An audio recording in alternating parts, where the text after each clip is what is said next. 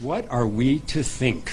We are deeply concerned about the possibility that the initial investigation was not done properly and with the greatest integrity or sense of completeness. Our episode today is the Justine Damond murder, cover up or not, from WBRN Radio in Boston on the Bostonred network. We are here on the 21st of September. We had all kinds of mistakes tonight. On the 21st of December 2017, it's not funny at all. We just heard from the father of Justine Damond. He made a statement in Sydney, Australia, to the press, and you heard a portion of it. We'll go to the local papers in Sydney and also in New Zealand. As soon as we get that up here. And here we go. We'll start with the news at .com. This is the ABC outlet in Sydney, Australia. Justine Damond's father deeply concerned. Shooting investigation mishandled. He is the father of the Australian woman killed by a U.S. policeman. Said he is deeply concerned. You just heard that. The family of Justine Ruszczyk, I'm mispronouncing his name, there are a lot of constants, who was shot by police in a Minnesota street, is deeply concerned. An investigation of her death was not done properly. Speaking publicly for the first time since the Bureau of Criminal Apprehension commenced its investigation into his daughter's death,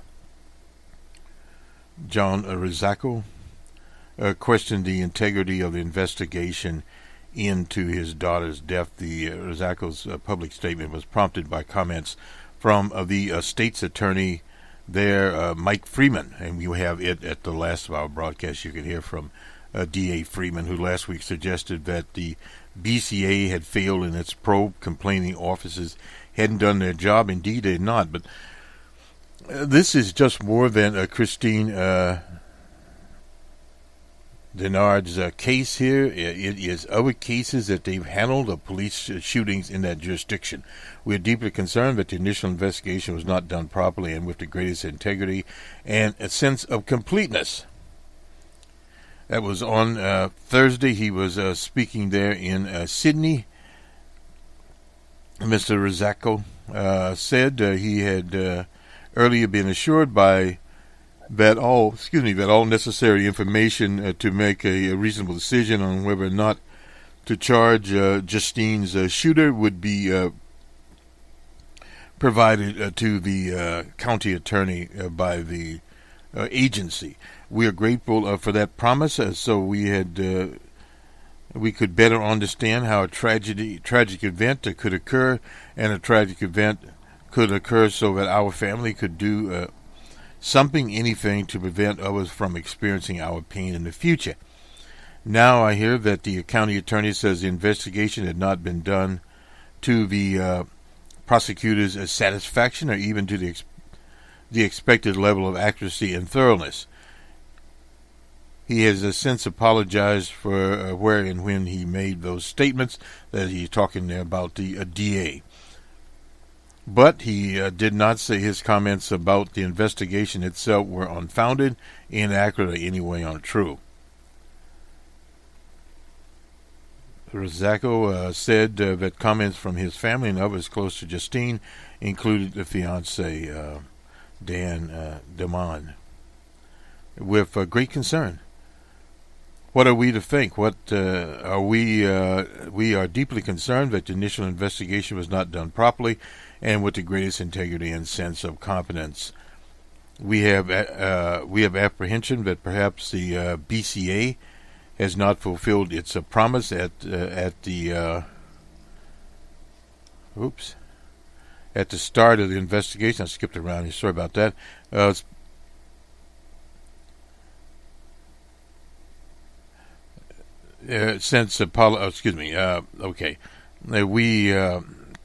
What are we to think here? We are apprehensive that perhaps not fulfilled its promise and was not done properly. We are apprehensive that, according to the authorities, not my best night. According to the authorities, a rookie police officer, Mohammed Noor, shot Damond in the alley behind her house as she approached the squad car. Noor fired from the passenger's seat across his partner and through the driver's window. First, at a holiday party last week, Freeman expressed frustration about the investigation into the cases. He said he didn't have enough evidence yet to charge the officer. He said it wasn't his fault and the investigators had not done their jobs. He also suggested Noor refused to speak to investigators, put the prosecution in a difficult position. I have to prove beyond a reasonable doubt, and that is not true. That the moment he shot the gun, he feared for his life, or he used force because he thought he was going to be killed. Absurd. Freeman said last week, but I can't. He won't answer any questions because he doesn't have to. Well, that's very true indeed. One does not have to has a right against self-incrimination under our Fifth Amendment. While he apologized to the statement Monday for speaking publicly about the case, Freeman did not say whether he stood by the comments that the investigators were not doing their job. That was quite obvious, and you'll hear his words in a minute here, and you can, as Professor Rice would say, tell for yourself. Freeman has said previously that he wanted to have a charging decision by the end of the year. He said Monday that he'll share the information about the status next week. So it basically means he's not ready. Ruszczyk made a call that ignorance did not prevail in the case and imploded Mr. Freeman and other investigative authorities to continue to rigorously review the evidence that led to Justine's death. We expect them to work honestly, fairly, but completely, he said. We will wait patiently while this occurs, but we insist that this investigation is done and done right. Now, this is from the Herald in New Zealand. Basically, the same story. It's an Associated Press dispatch here. That his reading of the statement. We won't go over that. At the least, Freeman's comments cast doubt on the description of how Justine's death occurred. It was initially put out by the BCA and the attorneys for the officers driving the squad car. Ruszczyk said, referring to the State Bureau of Criminal Apprehension. Freeman said last week he did not have enough evidence to charge who shot Damond in the alley behind her home after she called 911. The death sparked protests and led to the police department shakeup, including the resignation of the chief at that time, Janine Hartung. Freeman was captured on the video. That's the one that we have here. We'll have the audio part. Flanked by 3 family members and pausing occasionally to compose himself. He said Thursday that after the shooting, authorities in Minneapolis had looked me in the eye and said if they were committed to getting to the truth of the event. Now I heard that the county attorney to whom the BCA handed its investigative results said that the investigation had not been done properly.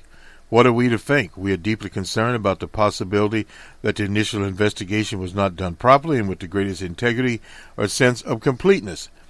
We are apprehensive that perhaps the BCA had not fulfilled its promise. And he goes on here. This is something we did not have before. This is why we try to get multiple sources. Mr. Ruszczyk quoted the American writer James Baldwin. It is certain in any case that ignorance allied with power is the most ferocious enemy justice can have. He is a bookseller. He said that this is particularly true when it comes to evaluating the use of deadly force by those sworn to protect us. Ignorance cannot prevail here. He said, we implore the Mr. Freeman, that's the district attorney, and the prosecutor's office to continue to pursue a rigorous investigation and examination of the events leading to Justine's death. Now, the county attorney, or state's attorney as it's called in many jurisdictions, has a very large prosecutorial staff. From the local paper, the Star Tribune, they had a person there. I'll read some of it. The father of Christine Denard, has some biting words about the integrity of the state's Bureau of Criminal Apprehension and the gaps in the investigation of his daughter's death at the hands of Minneapolis police officers on the 15th of July of this year.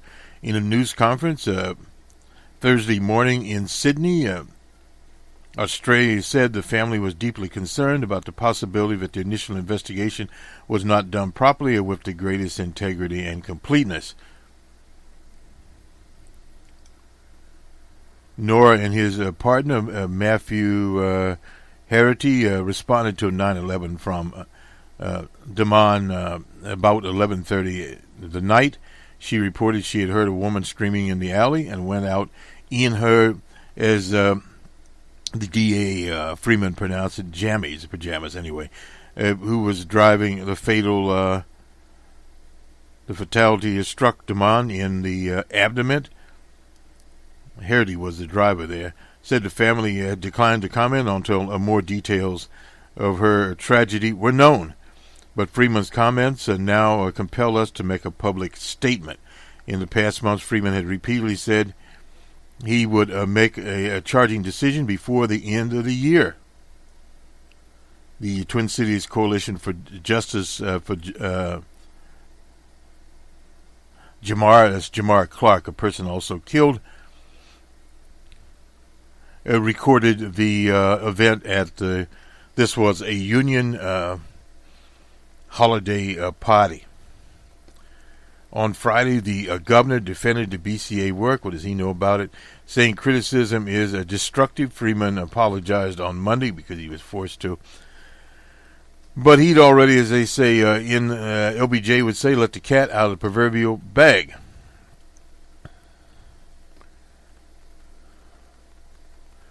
And Mr. Ruszczyk recounted a meeting the family had after the shooting with the BCA investigators. Dan Damond, that was Justine's fiance, and the family lawyer were there. He said, and these officers spoke of their sympathy for our loss. They always do that. And stab you in the back. Now we hear that the county attorney to whom the BCA handed the investigation results said that the investigation had not been done to the prosecutor's satisfaction. No doubt. The agency presented the case to the DA's office on the 12th of September. She was shot on, I believe, the 15th of July. We have consulted with the officers from the very beginning of this investigation and will continue to work with them as needed to provide additional information that they deem appropriate as they review the case, the statement said. The ongoing collaboration between the prosecutor and investigators is typical a part of the review process. Now, this is from Freeman's office. He also acknowledged that the concerns of his daughter's friends and neighbors. He said, while I understand that many different people with different agendas, views, speak out often on this using Justine's name, I want to say that only her family here in Australia and Don Damond in Minneapolis speak for Justine and her family. That is usually a common situation that happens when you have these kinds of events. There are no doubt many people speaking at many terms. Let me just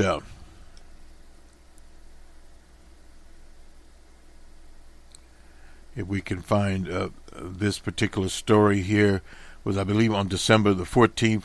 This was two activists, what he had to say. He said Wednesday, and this article, incidentally, is dated the 14th of December from the Star-Tribune in Minneapolis, Minnesota. Freeman made the comments during a union event, they call it here, after being confronted by activists who recorded the interaction. And he went on to say here, and you'll hear this also, fair question, I got to have evidence, I don't have it yet, Freeman said. Let me just say, it's not my fault, so it isn't my fault who didn't do their job. Investigations, they don't work for me. They haven't done their jobs. Freeman was coming to a decision. Said coming to a decision is a big present I want under the Christmas tree. The Damond family was deeply distressed and unhappy following the remarks, as according to Bob Bennett, he's the attorney representing the family. We expect a quality investigation, and that would be fair, complete, and accurate, and apparently that hasn't happened, Bennett said. The attorney for the killer, Noor, said he was concerned about the comments. No lawyer wants their client placed under a Christmas tree as a present to a vocal segment of the community. Well, it's beyond a vocal segment of the community. Plunkett, that's the attorney for Noor, said his case is about the officers that follow the procedure. They always say that in training. But what they don't tell you is they could be following procedure and training, but the training itself is severely flawed. This led to the death of a very fine person, which is a horrible tragedy, but not a crime. He's just ridiculous. Investigators gather evidence. They don't create it. That's a lie, too. Now, this is their job. I'm concerned by any supplemental investigation, especially if it's directly overseen and influenced by the county attorney. That's not unusual. The county attorney's offices usually investigate these. The video was made by trade union members and members of the Coalition for Justice for Jamar Clark. He was killed in November of 2015, shot and killed, and his murderers were never brought to justice at all. And how the investigators failed to do their job. Freeman, this is the state's attorney or county attorney via email. Good question. I respect you asking them. We are working very hard to complete our review of the the facts provided in the investigation to date, and to assist in helping to complete the investigation. Noor shot and killed Justine Damond on the 15th of July. And the case was turned over to the DA's office on the 12th of September. And it takes a long time in these. We've seen similar situations in Ferguson, Missouri. There, the DA out of St. Louis, the county DA there, did not charge the officer. We've had instances of this across the nation. There's a cookie-cutter pattern here in the United States of America as to how this goes. And it also goes into not only this state agency, but the national administration of one DJ Trump, saying that he's 100% behind law enforcement. Well, if he's 100% behind law enforcement, lock him up, kill him any way you can understand what's going on and what's going on with these people. These people actually investigated, got search warrants, and looked into Christine Damond's house to see if there were any drugs there, whether it be cannabis or anything else, or Tylenol. So you can understand they were literally focusing on her, not on Noor. And this has went on in case after case. That was the case of Mr. Castillo. They issued all types of warrants for him and for his girlfriend, searching their house, searching their mobile phones, all kinds of things there. The same thing they did with Christine Damond. The only difference was Christine Damond was Australian, she was European, and the other people there were African Americans. So that in itself is a totally different situation. But if you look at this, here's a nice lady who hears something outside of her house, calls the police. She calls again, and then they drive up in the alley, and she comes out in her jammies, and she's killed by a cop. Sounds easy, doesn't it? Well, I can't prove the cop shot her, that the cop shot her. What I have done is that that's the first day. I can prove. I can prove. Yeah, well, he knows she was shot, but under what circumstances? I'd like to. Would you like me to charge your friend because I think maybe he did something and let the jury decide? Well, prosecutors, the old adage is here in the U.S., can charge a ham sandwich, and that is true. They do it all the time.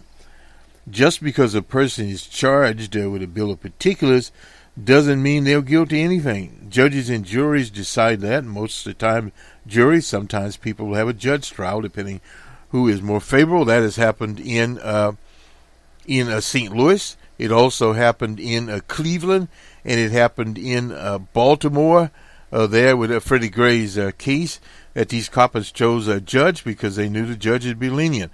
This is part of the old system, period. Jill Oliver, a spokesman for the BCA, the Bureau, said the agency only continues to work with officers regarding ongoing investigation. I doubt very seriously there. Mr. Sanchez, who is an activist, who made the video, said several politicians attended the annual union holiday event to seek support for their campaigns. And Freeman, of course, was there because he is running. So we'll continue to monitor this particular case, and on Friday Jobber we'll have more. And the week that was, we'll have some changes, however, though, to our schedule because of the Happy Christmas holiday. Now, let's see. We'll have to see when Happy Christmas is. Okay. It's okay. It's on a Sunday.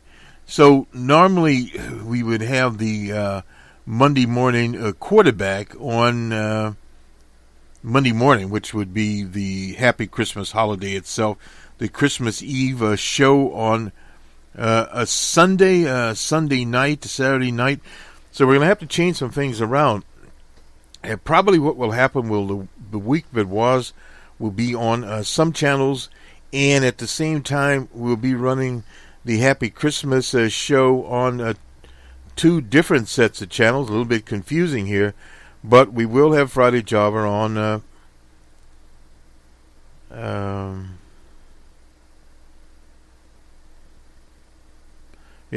on Friday morning. And the Saturday program, the 23rd, that's the week that was on Saturday morning, it will be at its normal time. Also on WBRN Radio, we will have a Numbers Man, that is our macroeconomics program. We'll be talking about various things, including the Trump tax cut scheme that the Republicans have passed. Some call the sham tax bill. But we'll leave that over on Bostonred. We'll talk about it from the economic standpoint. Plenty of that out here. And we'll somewhere put in an open source report. That probably will come after St. Nick comes down the chimney. And we're working with Jerry Pippen's longtime producer, Jane, to see what we can get out. Jerry Pippen has a vast depository of audio from holidays, music, interviews, etc. We'll see what we can get together, and hopefully we'll feature Jerry. Jerry used to always do the Happy Christmas or Christmas Eve show, and we would set back. So we'll try to get it done as we attempt to get our schedule in order. You will hear from D.A. Freeman. Now, let's move on here to the Washington Post. Do a little quick survey here. Congress sends a massive, as a headline here, plan to DJ Trump. He calls it an incredible Happy Christmas present. It is indeed for the corporate people. And, how the Republicans pulled it off, we looked at that, the biggest one in 30 years. Well, part of the reason that they were able to pull this off, as one would say, that part of the bill affects senators from quote-unquote livable states, i.e. California, Connecticut, New York, New Jersey, etc. And those states do not have Republican senators. So thus, on the Senate side, there was nothing to be done because the Democrats were solid voting against this. In fact, Senator Meechin of West Virginia offered to do something bipartisan, but they didn't want to do that. They had the votes. Old man McCain went home, and they still had enough votes to get it, quote-unquote, done. And they got it done. That was the take home. We'll have a special program on the sham tax bill where we'll go into more detail about it. And we'll also have a special program where we'll hear from Dr. Justine and the Green Party. We supported Justine in the 2016 election, where she's talking about this McCarthy-type investigation that is being done from the House on the Green Party and the connection between it and the Russian Federation. As you know, she was at a special dinner along with, I think Manfred was there, and Jill Stein was there, and V.I. Putin was there. They were all there. This was by RT, the Russian TV station that broadcasted here in the U.S. and all over the world. Anyway, we'll have the latest on that and what the implications of it is for civil liberties from various standpoints, and we'll get to that in time. We get to most things. It sometimes takes a while to get it all done. Now, the takeaways here, on the Week of Wars, we'll be talking more about this. 10 takeaways, biggest tax overhaul in 30 years since Ronald Reagan and his tax reform in 1986. It's a 1.5 trillion tax bill. Represents perhaps for the fourth or fifth largest in a modern history. It estimates to be 0.5 to 0.1% of gross domestic product. Won't go much into that. We will on the special one. The bill would add about $1 trillion to the debt. That's based upon other sorts of things. And the Republicans haven't offered any evidence to back up their claim. The tax bill would drive the deficit down by $500 billion between $500 billion and $2 trillion. The nonpartisan Joint Committee on Taxation, that's in the Congress, has projected the bill's revenue will increase revenue by $500 billion, meaning its overall cost will be $1 trillion. Free long-term benefits go to corporations. AT&T, incidentally, has come out with some reinvestment they're going to do, give their workers $1,000 each. That's no big deal. That is a tax write-off also. Most Americans will get immediate tax cuts, but the wealthy get more. No doubt about that. Only 5% will see a tax hike, but that is not equal across all income groups. Taxpayers less than $25,000. A lot of Trump supporters there, but most of Trump supporters are over that. We'll see a tax break. Most other groups, middle income people with an average of less than $1,000, and the breakdown is we'll go over this as to where they end up. You get about $60 if you running. That's the average there. And from $25,000 to $48,000, you $380 there. And if you go from roughly $48,000 to $86,000, that's when you'll get some money, $930. And up to $150,000, that's income, you'll get $1,800. And $210,000, up to that, you'll get almost $3,000. And you can see as it goes up over 732,000, you'll get 51,000 there. In the long run, most Americans, this is the 5 here, will see no tax cut or tax hike. The elimination of the mandates under the Affordable Care Act will cost some of this. Each income group is affected in 2007 compared to current law. Now, we won't get into that. Blue state benefit less than red states. They're taking care of their own. This is where you get into deductions there and where they stand. It will benefit some industries more than others. And again, where they will stand there, effective corporate rate in 2018 by industry, agriculture, forest, and fishing. Let's see, what will they get? Around 15%, I guess. Healthcare, they will get a little, not as much. More money will go to construction. A lot more money will go real estate and rental and leasing. Let's see, where will they be? They will get less. So in other words, that is where you will end up. The Congressional Budget Office, 13 million people will lose their health coverage if the mandates disappear. Politically unpopular, no doubt about that. All polling have shown that. All Americans approve of the bill, 35%, and 53% disapprove. Republicans, 76%, and 13% disapprove. Democrats, 7%. They approve of the tax bill, 84% disapprove. Independents, 33% approve, 52% disapprove. That could change over time, depending obviously on what happens. Period. So we'll go all into that. But the plan sets up years of future decision, individual brackets. They will expire, etc. We won't go into all of that. Let's look at some quick polling here, and then we'll do the sports.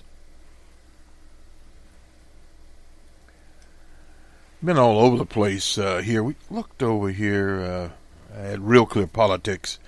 The polling here is... well, we do have a lot of polling out on Wednesday. I had not looked at this. Anyway, the approval rating at Gallup, this is for DJ Trump, is at 35%. At 44% at Rasmussen. At Reuters, 35%. At The Economist, YouGov, 41%. He's pretty much been there all along. The congressional approval rating, this is at Reuters, 21%. They've been low all the time. No big deal right there. Generic ballot, this is CNN, Democrats by 18, Democrats by 12 at Reuters, Democrats by 9 at The Economist, YouGov. Doesn't mean very much at all. Disregard it, I'd say. CNN on Tuesday had DJ Trump at 36, Quantipac had him at 37, and you can see where old DJ Trump has been. On Monday, CNBC had him at 42, old DJ Trump. Well, yeah, once in a while he does get into the 40s, except usually, well, NBC News had him at 41 on last Sunday. So that does, usually we do the polling part on the week that was, and we will go back over it again in case somebody missed it. Perhaps we'll do a Pew poll. It will obviously depend on what's going on. Normally this time of year, as far as political news, we don't have very much, but because of the tax cut, the various machinations are going on. We have a lot more than we would, as they say, expect to normally have this time of the year. But so anyway, we'll go to the NBA. That's pretty much the only thing going on here. We should start seeing some bowl games also coming in. This is the 21st. There probably are some. We'll look at that on Friday Jobber. And this is on Wednesday the 20th. These are the NBA games last night, as we are on Thursday morning. And we're waiting here. Nonetheless, the Raptors were at the Hornets. Raptors 129 to 111. The Pacers were at the Hawks in Atlanta. Pacers 105 to 95 for the Hawks. The Heat at 90, a 1-point game there in Boston. The Celts at 89. The Kings and Nets in New York. Kings 104-99. The Magic in Chicago. Bulls 112-94 for the Magic. The Lakers in Houston. Lakers finally win a game. 122-116 for the Rockets. The Jazz and the Thunder. The Thunder struck lightning here at 107-79 for the Jazz. The Pistons and Mavericks in Dallas. Mavericks 110-93 for the Pistons. The T-Wolves and Nuggets in Denver. T-Wolves 112-104. The Spurs and Trailblazers in Oregon. The Spurs 93-91. The Grizzlies and Warriors in California. Grizzlies 84 and the Warriors 97. And finally, the Suns and Clippers in Los Angeles. The Clippers 108. The Suns 95. And away they go. Let's see. College football. I'm not sure what we have going here. I don't know. I mean, we usually look at this in advance, but we see some of the Capital One Bowl. I don't know if they've had it yet or not.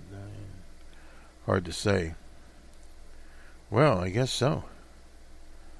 We've had, this is on the 16th. These are some older games. We'll see if we can get, on Wednesday, the 20th, that would have been yesterday, Louisiana Tech and SMU. Oh, holy moly. Louisiana Tech 51-10 for SMU. That was a disaster. On the 19th, we had Akron and Florida Athletic. Florida Athletic 50-3 for poor old Akron. And what else do we have going on here?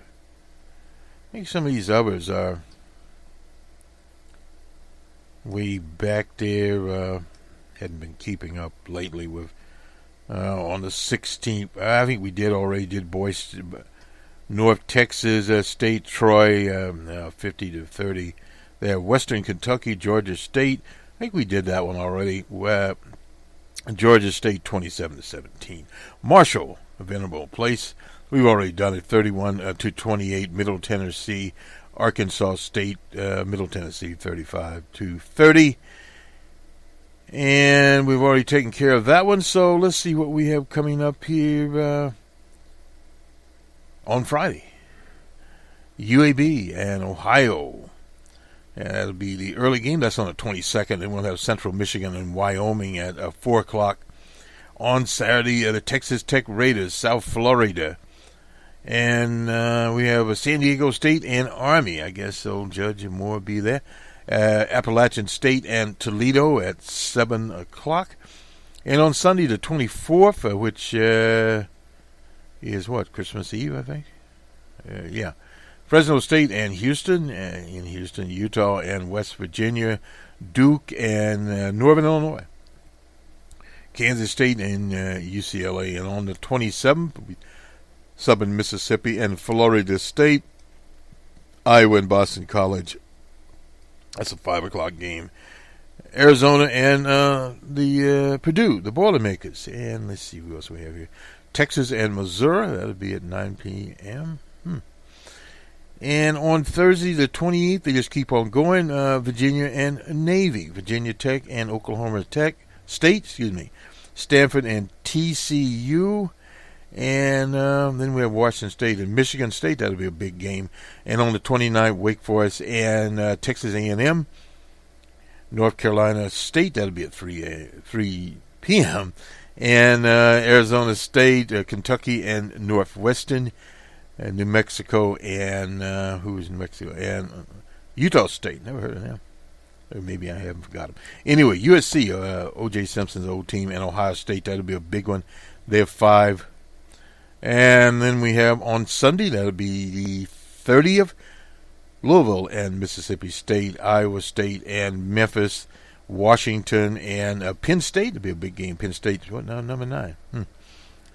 Anyway, Wisconsin and Miami. Where are they? The Orange Bowl. Traditional one there. And on the first of the year, we'll have Michigan and South Carolina. And UCF and Auburn. Auburn's number 7. The other Alabama team, Notre Dame and LSU.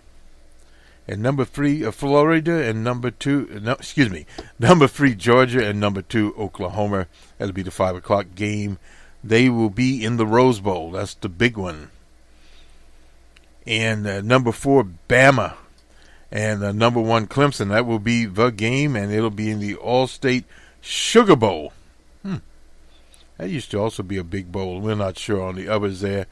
On Monday the 8th, I guess that will be the Mercedes-Benz Stadium in Atlanta, Georgia.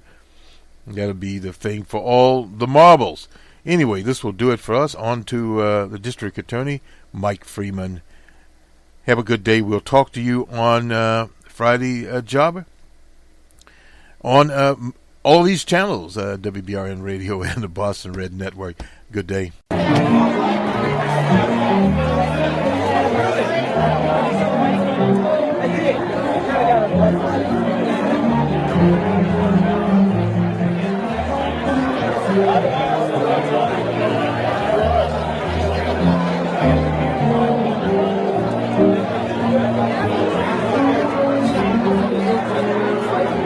And don't be ready to say no for him.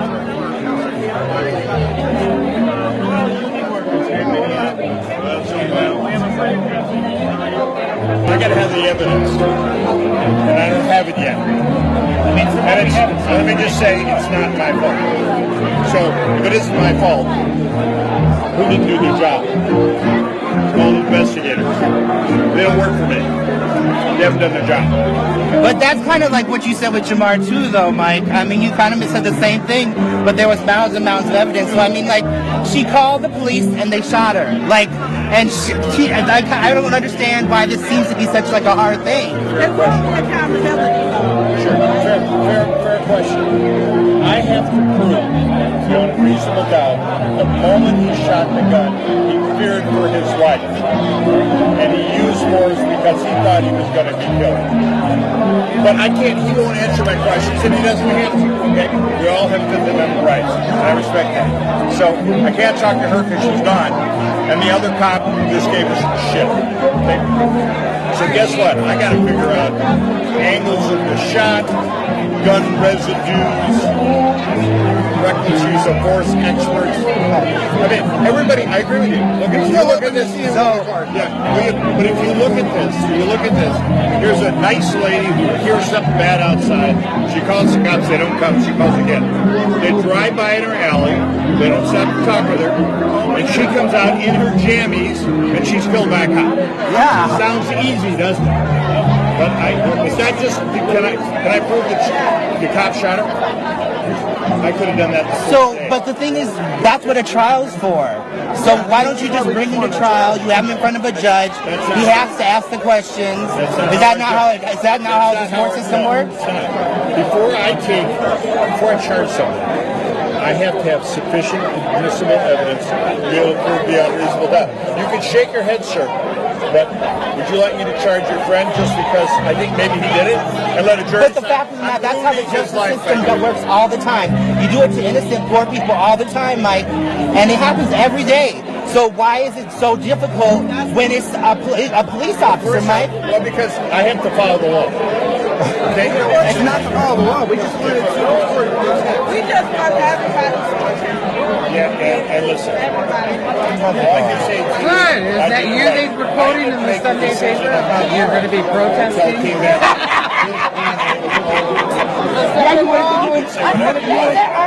My daddy taught me one time, you don't mess with cops and you don't touch their gun.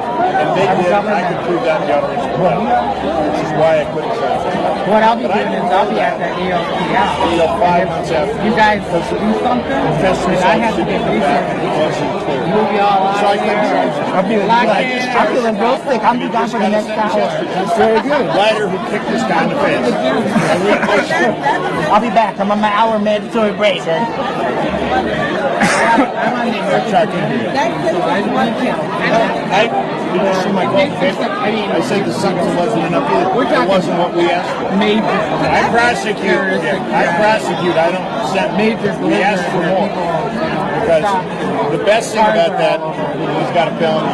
Never would be a problem. Get him the hell out of here. So, when I get it done, I promise you, it will be thorough. Lord help me. That's the best I can do. Okay? Did you get a kiss from somebody? There's nobody. I was like, you got lipstick. Someone got prosecution. Because a lot of people aren't as respectful as you are when you ask the question, and I appreciate it. And you're entitled to ask it. Yeah. And we'll get it done. Okay? I just want to talk to the people in Rochester. My daughter has to go to court because somebody said a black lady. It don't matter. Even though another young lady said she did. And my daughter had occupied in Rochester. And they would take her to court. I don't blame you. Priorities. So, what she just told me, I mean, my murdered child doesn't have the same protection as the people who pay to serve the detective. And being a taxpayer, I have a problem with that. I'm not judging. I have a hard enough time. I got 400 employees that do my work. I'm going to leave that as a big bullshit. I have a hard enough time with my Oh, there's lots of problems. But I'm not going to make it worse by just doing a knee-jerk charge and say, let the jury decide. No. I have to know what happened before I get charged. And that's what I'm doing my job. And thanks for having some patience.